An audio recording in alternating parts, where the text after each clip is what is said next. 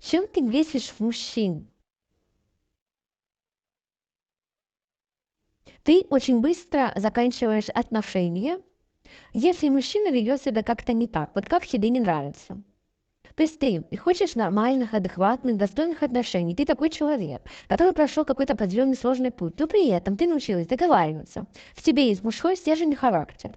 И ты, даже если тебе очень сильно нравится мужчина, но он ведет себя некорректно, ты уйдешь от него. Ты пойдешь дальше в новую свою жизнь. Ты очень такая темпераментная.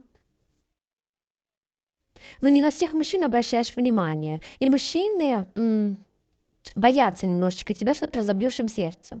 Потому что ты очень такая эмоциональная, чувственная, яркая, но ты не всем это показываешь.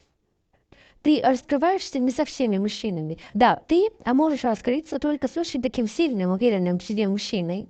То есть, когда рядом с тобой сильный мужчина, который защищает, решает проблемы, ответственный, слышит, чувствует, заботится, ты сразу же раскрываешься. Но если рядом нет такого мужчины, ты закрыта, и ты не потерпишь каких-то неадекватных поступков. Ты умеешь, если что, быстро отшить мужчину. Ты хочешь только именно такого достойного, теплого отношения к себе.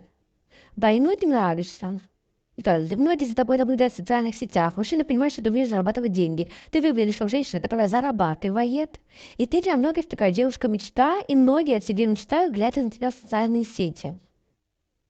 Но рядом с тобой надо потрудиться. Вот чтобы быть с тобой в отношениях в паре, нужно прям вкладываться. Не обязательно материально, а именно действия, поступки. Ты такой человек, который готов выстраивать отношения парные, работать над ними. А если мужчина не готов, если он там женатик, какой-нибудь несвободный, непонятный, то ты не будешь. Если у мужчины нет правильных ценностей, ты не подаришь ему свои чувства.